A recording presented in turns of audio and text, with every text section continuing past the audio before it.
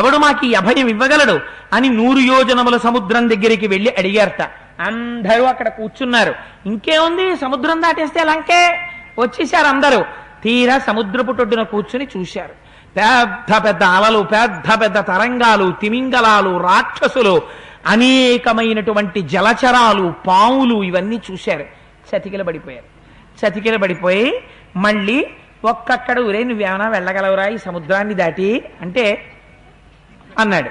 పోనీ ఎంత ఎగరగలవు, ఇంకా ఏమవుతుంది, అసలు ఎవడి బలం ఎంతో బయటపడ్డం ప్రారంభమైంది.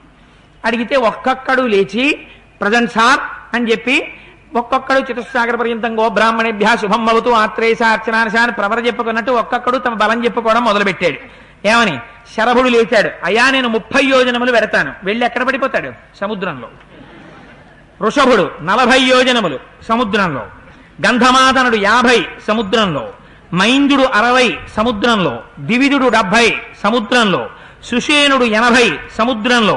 జాంబవంతుడు లేచాడు. ఆయన అన్నాడు, బొత్తిగా వీళ్ళల్లా నేను చెప్తే బాగుండదనో మాట అన్నాడు. ఏమయ్యో ఇప్పుడు నేను బలం చెప్తాను, కానీ అదే నా బలం అని అనుకోకండి. నేను ఒకప్పుడు యవ్వనంలో ఉన్నప్పుడు చాలా బలంగా ఉండేవాణ్ణి. పరమేశ్వరుడు త్రివిక్రమావతారంతో రవిబింబంబుపబింపపత్రముగు ఛత్రంబై శిరోరత్నమై శ్రవణాలంకృతియై గళాభరణమై సవర్ణ కేయూరమై చివిమత్కంకణమై కటిస్థలి ముదంచద్ఘంటయై నూపుర ప్రవరంబై పదపీఠమై పటుడుతా బ్రహ్మాండమున్ దాటుచోన్ అన్నట్టుగా పెరిగిపోతుంటే త్రివిక్రమావతారం. ఆ రోజున నేను ఆ త్రివిక్రముడికి ప్రదక్షిణాలు చేశాను 21 మార్లు. అంత శక్తి నాది. కానీ ఇవాళ మోకాళ్ళ నొప్పులు, పెద్దవాణ్ణి అయిపోయాను, ఎగరలేను.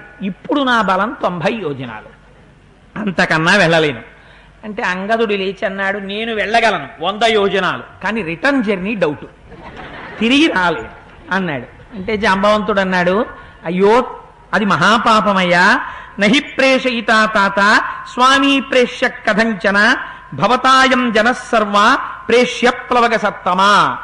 ప్రభువుని సేవించేటటువంటి వాళ్ళు హాయిగా కులాసాగా కూర్చుని ప్రభు వెళ్ళి తన పని తాను చూసుకుంటుంటే, అసిస్టెంట్లు అందరూ పేపర్ చదువుకుంటుంటే, ఆఫీసర్ గారు టైప్ కొట్టుకుంటుంటే లెటర్ ఎంత అసహ్యంగా ఉంటుందో అంత అసహ్యంగా ఉంటుందయ్యా.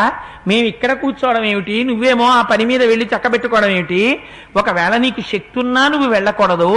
నువ్వు ఎంతసేపు కూర్చుని పనిని పురమాయించాలి ప్రభువు కనుక. నువ్వు కూడా 100 యోజనాలంటే ఏంటి, వెళ్ళకూడదు, తప్పు. మళ్ళీ అది పొరపాటే. An officer should be an officer, an assistant should be an assistant. అంతేగాని ఆఫీసర్ గుమాస్తా పని చేయకూడదు, గుమాస్తా ఆఫీసర్ పని చేయకూడదు. అందుకని ఎంత అందంగా చెప్పాడో చూడండి మహానుభావుడు జాంబవంతుడు. నువ్వు ఇక్కడ కూర్చుని చెప్పాలి తప్ప నీకు శక్తి ఉన్నా కూడా నువ్వు అలా వెళ్ళకూడదు, నువ్వు చెయ్యకూడదు, అది ధర్మం కాదు. ఆ మాట నీ నోటంట రాకూడదు. ఎవరిని పంపాలో నాకు తెలుసు, ఉన్నాడు వాడొకడు, వాడి దగ్గరికి నేను వెళ్ళి పంపిస్తాను, చూడండి మీ అందరూ అన్నాడు. నహి ప్రేషయితా తాత స్వామీ ప్రేష్య కథంచన భవతాయం జనసర్వ ప్రేష్య ప్లవగ సత్తమా. నాయన ఎవరిని పంపించాలో వారిని పంపించాలి, అంతేకాని ప్రభువు నువ్వెళ్ళడం ఏమిటి అని. తతప్రతీతం ప్లవతాం వరిష్ట ఏకాంతమాశ్రిత్య సుఖోపవిష్టం సంచోదయామాస హరిప్రవీరం హనుమంతమేవ. ఆజాంబవంతుడు ఒక్కడూ కూర్చున్నటువంటి హనుమ దగ్గరికి వెడుతున్నారు. ఈలోగా మళ్ళీ అంగదుడు అంటాడు, అప్పటికి సంతోషం, అప్పటికి మళ్ళీ దుఃఖం. ఎవడు 100 యోజనాలు దాటుతానన్నవాడు లేడు. అందుకని ఆయన అంటున్నాడు, ఇది నాహంగమిష్యామి నాణ్యే వానర పుంగవా పునఃకల్విదమస్మాభి కార్యం ప్రాయోపవేశనం. నేను ఎడతానంటే వెళ్ళనివ్వరు, 100 యోజనాలు వెళ్ళేవాడు కనపడ్డు, మళ్ళీ దర్భలు తెచ్చేస్తారా, పడుకుందాం అన్నాడు. అమ్మబాబాయ్ మళ్ళీ మొదలెట్టాడు రా ఈ పాట వీడు అనుకుని. నిరాశావాదం మనస్సులో పేరుకుపోతే ఎలా ఉంటుందో చూడండి, అంతటి బలవంతుడు కూడాను. అని నువ్వు ఉండరా నాయన, ఎవరిని పంపాలో నాకు తెలుసురా, నేను ఆయన దగ్గరికి ఎడతాను రా అని హనుమ దగ్గరికి వెళ్ళారు. హనుమ ఒక్కరూ కూర్చుని ఏకాంతంలో సముద్రపు టొడ్డున ఉన్నారు. ఆయన దగ్గరికి వెళ్ళి జాంబవంతుడు అంటాడు, ఏమయ్యా ఏమీ తెలియని వాళ్ళ హనుమ ఇవాళ ఇలా కూర్చునున్నావు. అప్సరాసాం శ్రేష్ఠ విఖ్యాత పుంజిక స్థల అంజనీతి పరిఖ్యాత పత్ని కేసరిణో హరే విఖ్యాతాతృషు లోకేషు రూపేణ ప్రతిమాభువి అభిశాపాదభూత్తాత వానరీ కామరూపిణి దుహితా వానరేంద్రస్య కుంజరస్య మహాత్మనః కపిత్వే చారు సర్వాంగి కదాచిత్ కామరూపిణి. ఒకానొక సమయంలో అప్సరసలలో శ్రేష్ఠురాలైనటువంటి పుంజక స్థల అనబడేటటువంటి ఒక అప్సరస శాపవశం చేత కుంజరుడనేటటువంటి వానరుడికి కుమార్తెగా జన్మించింది.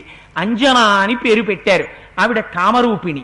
ఒకనాటి ఆవిడ నీ తండ్రి అయిన కేసరి యొక్క భార్య, అందుచేత నీకు తల్లి. నీ తల్లి అయినటువంటి ఆ అంజన ఒకానొక నాడు మనుష్య రూపాన్ని ధరించి విలాసంగా ఒక పర్వత శిఖరం మీద నిలబడింది. వాయుదేవుడు ఆవిడ్ని చూసి మోహించి తన దీర్ఘమైన బాహువుల చేత గాఢముగా కౌగిలించుకున్నాడు.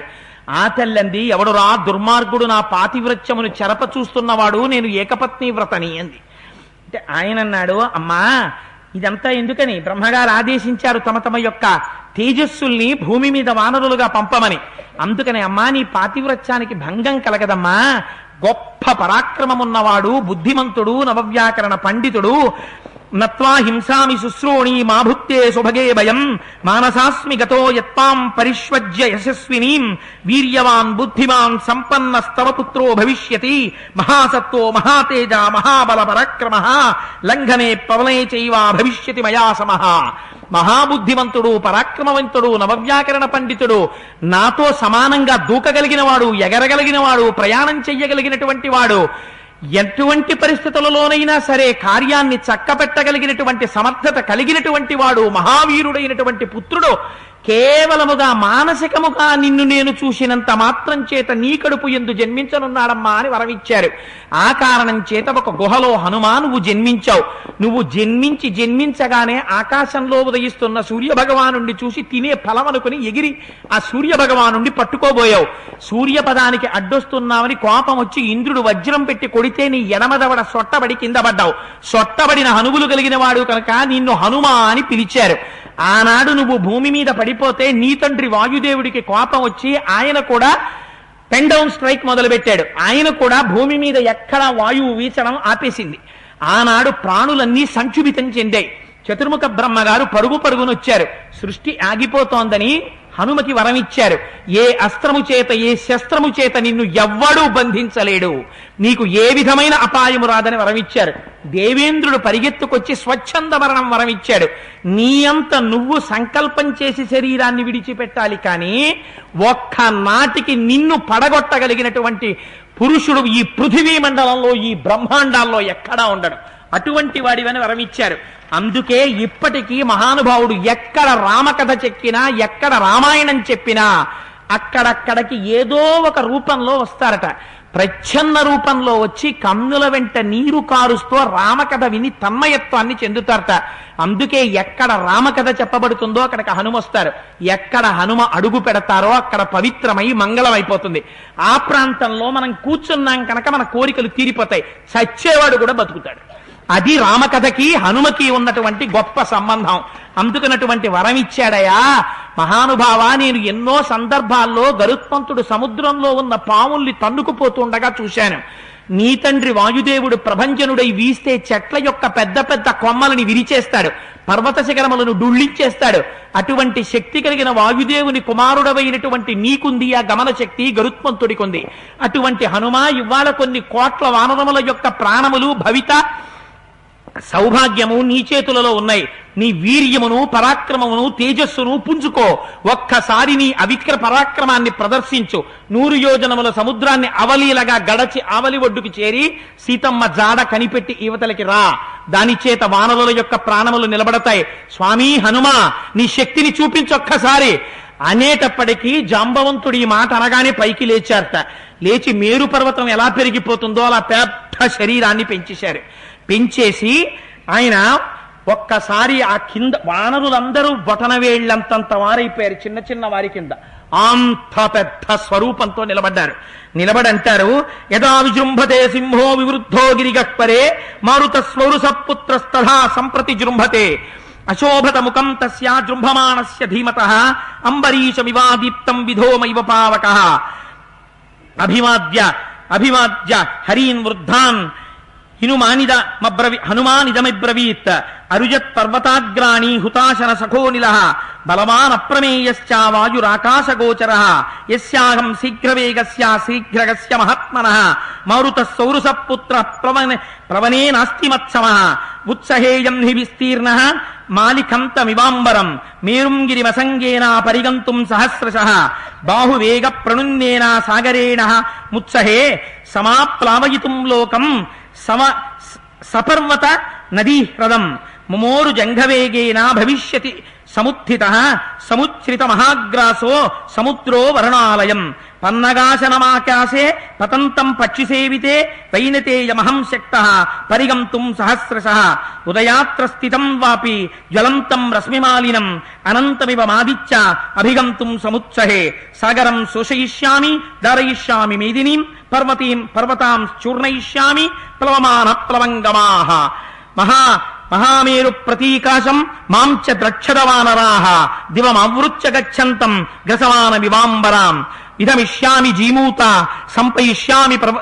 కంపయిష్యామి పర్వతాన్ సాగరం చోభయిష్యామి ప్లవమాన సమాహితః అని ఒక్కసారి పెద్ద పర్వత సన్నిభమైనటువంటి ఆకారంతో ఆ భూమి మీద నిలబడితే గుహలోంచి సింహం పెద్ద ఆవలిస్తూ బయటకు వస్తుంటే అక్కడ చూసిన ప్రాణులు భయంతో ఎలా నిలబడిపోతారో అప్పటి వరకు తమతో తిరిగినటువంటి హనుమ అటువంటి స్వరూపాన్ని పొంది ఒక పెద్ద ఆవలించేసరికి ఒళ్ళు విరుచుకుని బాహువులను ఇలా పైకెత్తి ఒక్కసారి విదిల్చి తోక పైకెత్తి ఆ భూమి మీద కొట్టేసరికి వానరులందరూ గజగజలాడిపోతూ శ్రీ మహావిష్ణువు దర్శనమైతే ఎలా నిలబడిపోతారో అలా అంజలి ఘటించి నిలబడిపోయారట.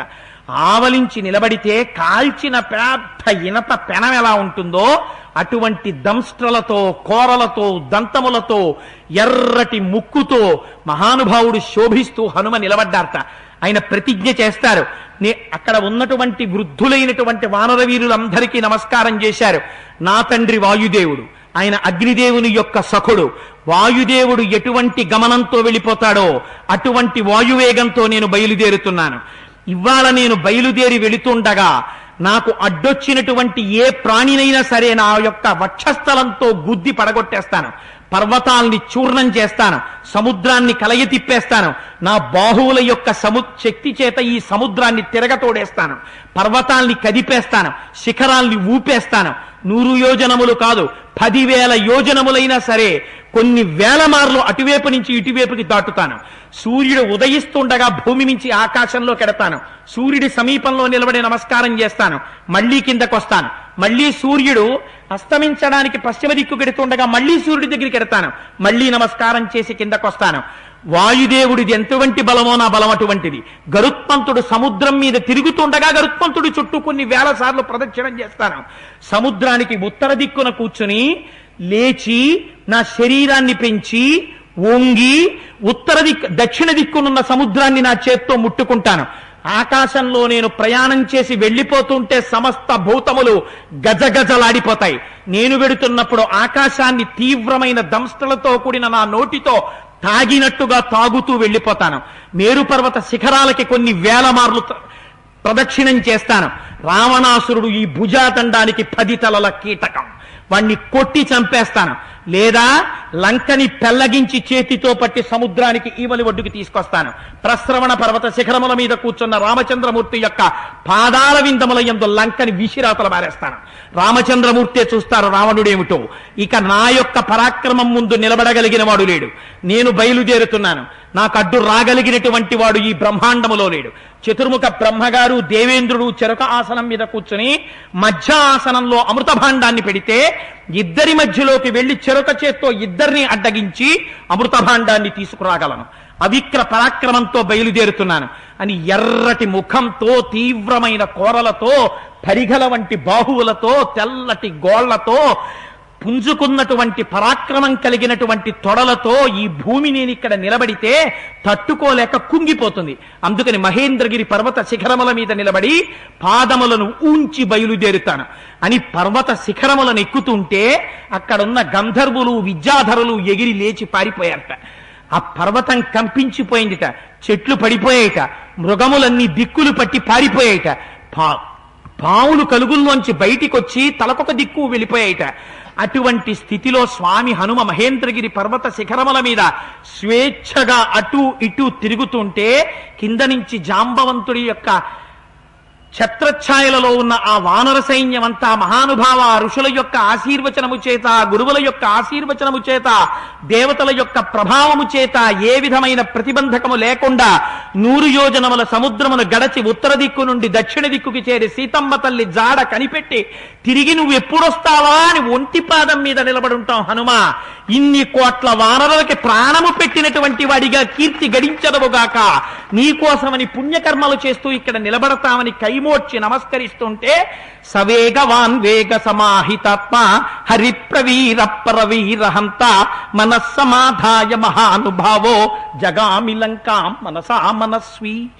అవతల శత్రువులైనటువంటి రాక్షసుల్ని కేవలం తన చేతులతో, కాళ్లతో, పాదములతో, మోకాళ్లతో, వక్షస్థలంతో గుద్ది చంపగలిగినటువంటి వీరుడైన హనుమ, దర్శన సామర్థ్యము కలిగినటువంటి హనుమ మనస్సు చేతనే లంకాపట్టణాన్ని చేరుకుని సీతమ్మని అన్వేషించడానికి ఉత్సాహంతో పొంగుతుంటే పౌర్ణమి నాటి చంద్రబింబ దర్శనమై కెరటములతో పైకి లేస్తున్నటువంటి సముద్రంలా మానసికోత్సాహమును పొంది లంకాపట్టణమును మనస్సుతో చేరిపోయి